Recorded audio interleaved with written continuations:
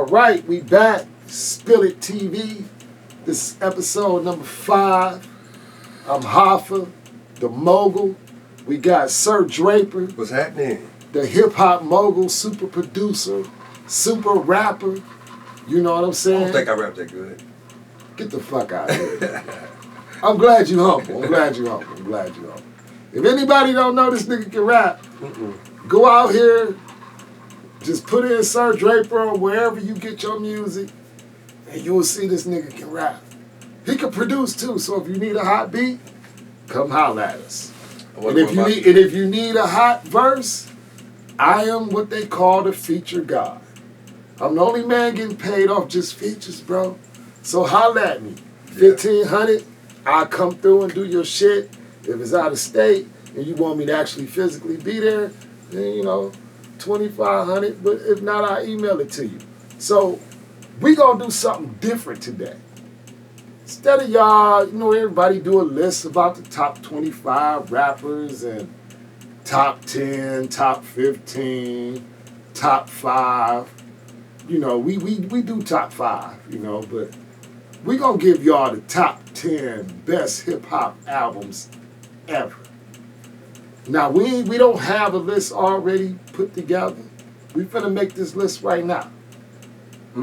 So, I don't know if our list gonna coincide or if I'm gonna have a list and he got a list. Who's going first? Well, you going up first, of course. Well, I gotta go up first. Because it's your turn. Oh, shit. Come on, man. It's your turn. It's your favorite album. That should be easy. My favorite album? Yes. Speaker Box Love Below? It's your favorite album. All Favorite time. Favorite 2 albums. Well, it's considered one. Yeah, all right. That's fire. All right, I'm with that. Well, my number 1 would be Tupac, Me Against the World. That was dope. And the reason I picked Tupac, Me Against the World, not because it's just great music, it's because one of the greatest rappers ever said something I never thought he'd say. I was a big Rakim fan. I still am. And Rakim rarely do interviews or anything. But I caught him in an interview. And Rakim said, they were saying, what makes a great rapper? What makes you the best? Or how do you become the best? And I was thinking he was going to say something really technical about rapping. And he said, set trends. Be a trendsetter? He didn't say, he said, I quote, you have to set trends. Now, at my young age, when I heard that, I didn't understand it. I heard it, I got the knowledge, but I didn't understand it. But I believe what he was saying is, when you set a trend, you changing something in hip hop. Yeah, making new. You making something different. You starting a new trend in hip hop. And I think Me Against the World changed hip hop because hip hop was really oversaturated with gangster rap at that time. It was gangster rap and a lot of drug dealer rap. And you had conscious rap. And there was nothing else. And conscious rap really wasn't moving like that. If you was hot, you was either a gangster or you was a drug dealer rapper, something like that. And Pac was the first rapper that we had ever seen. Like, this was new. Like, you hear about rappers getting shot all the time now. But back then, that was some real shit. Like, yo, Pac got shot 5 fucking times. That never happened in rap. It was new. Even his lifestyle was a trend. He changed the trend because after that, rappers was trying to get shot. Like that nigga Gravy who got shot on purpose to get a record deal. And he got caught and it didn't work. And now he just played Biggie in movies. But back to what I'm saying. Me Against the World. When after Pac got shot, Got in the ambulance, giving the middle finger, the realest shit I ever seen. Got sentenced to prison. I'm thinking Pac finna come with the most gangster shit I've ever heard Pac say. Cause everybody is really like, Pac is real. You know what I'm saying? All these niggas was rapping about. Back then, in songs, niggas was like, it was all extra, I will kill you, Spice One, the giggity gats, and he got 1 million guns. He got songs about all the different guns, and niggas rapping about my mama scared of me, this, and that. And at the height of his gangsterism, he dropped Dear Mama. There was no mama songs before that. When I first heard it, it threw me off, because I'm expecting he finna diss Biggie, or he finna just go off or just talk about something other than that. When Dear Mama come out, was he already? He was in prison. Yes. No, but what I'm saying, was he already in beef with Biggie or no? Yes. Damn. From the time he got shot, he thought Biggie set him up. Oh. So yeah, it was beef. Yeah. But he dropped Dear Mama. You know, a letter to his mama from prison.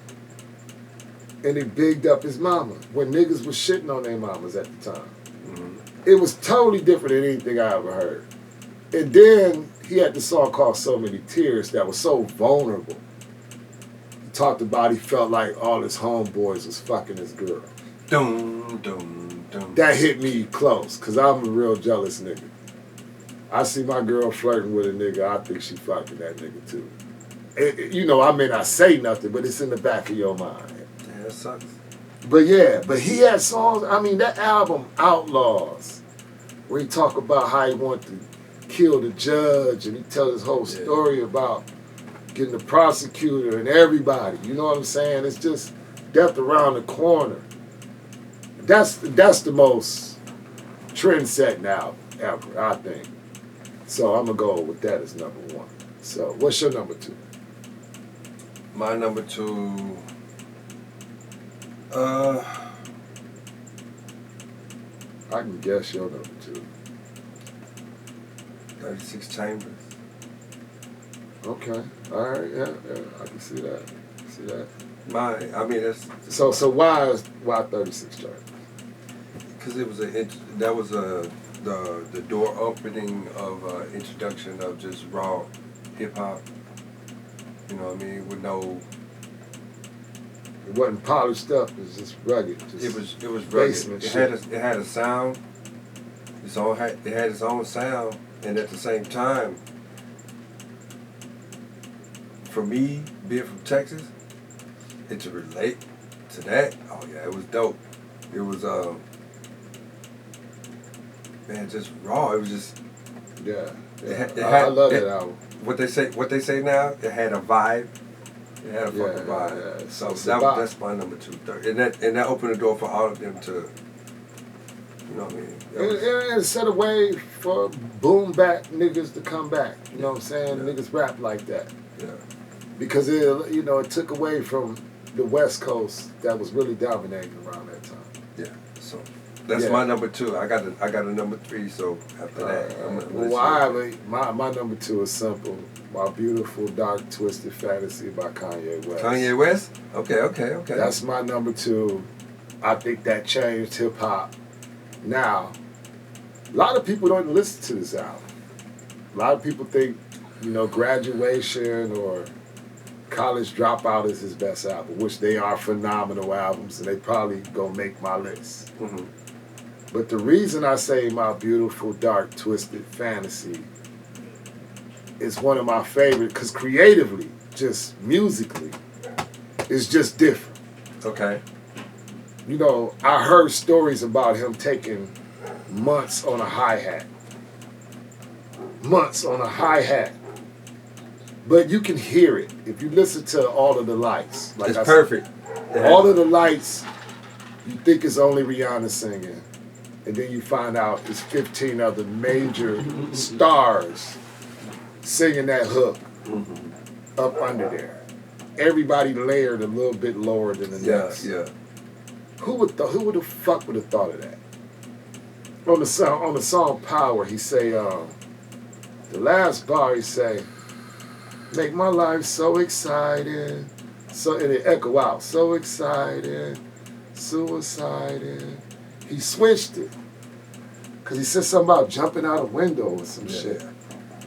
Shit was crazy. It was just, he had Monster on there with Nicki Minaj and Jay-Z and RZA. No.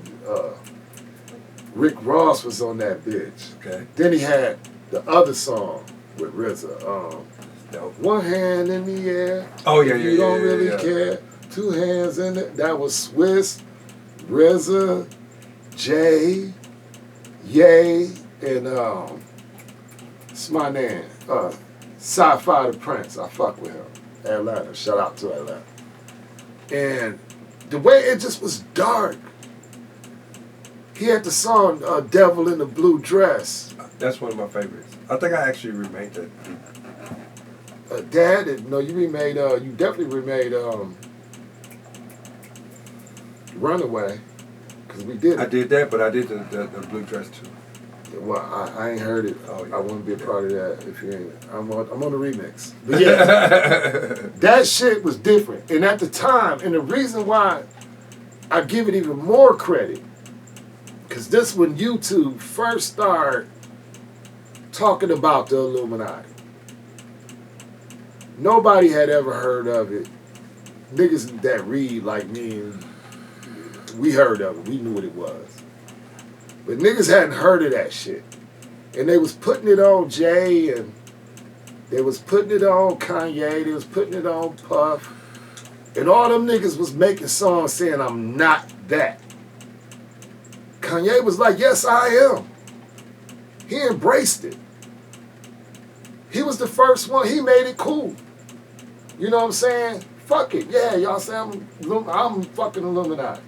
Goddamn right.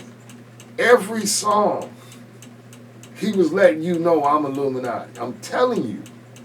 He got one song where he, on that, I forgot what it's called. The name of the song.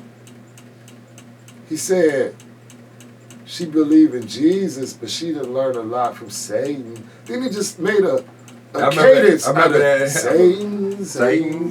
Yeah. He just thought, he was just going in. In fact, that's that beat I remade. I know what that is. Yeah. That nigga different, man. You know, so I think even Rolling Stone gave that album of the year. And Rolling Stone is a rock and roll fucking magazine. They gave that album of the year. Overall, Coldplay and all the shit that was out that time. So that's my number 2. Okay. And that's why I say it. And you can go with your number 3. 3? Yeah. Alvis, nigga. Who? Niggas for life. Niggas I said for it life. backwards like they did when it came on. My bad. All right. You lost me over my head. Niggas for life was dope. All right, well, tell me why. Tell me why, niggas Man, for life. Why not straight out of Compton? Nah, man, niggas for life. Niggas for life, man, for me,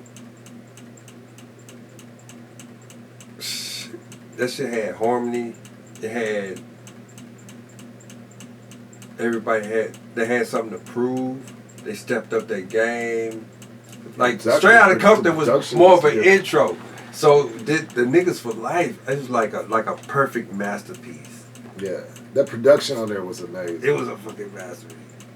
Now that had a vibe. That whole album. It was a dark vibe. It was a vibe. Well, like I say, Kanye had a dark vibe on it. It's called My Beautiful Dark Fantasy. So dark, you need dark and light. You know what I'm saying? You need that balance. So yeah, I fuck with that. So that's your number 3. Niggas for life, man. Niggas for life. They had some. Man, that's the first time I heard Eazy harmonize on a song with himself. He always had a good voice. Yeah. He just really didn't know how to use it much. Right. Somebody had to coach him through it. But when I heard him on Niggas for Life, you could tell he was getting more comfortable. he was in there, man. Yeah. He was in the pocket. Yeah. Like, he was in there, you know what I'm saying? So he had several songs I hear him harmonize on. For once, it sounded like he felt comfortable. Right. on Niggas for Life. Yeah. Yeah, okay. And that was dope. That was dope to me. It's a good number 3. It's a good number 3.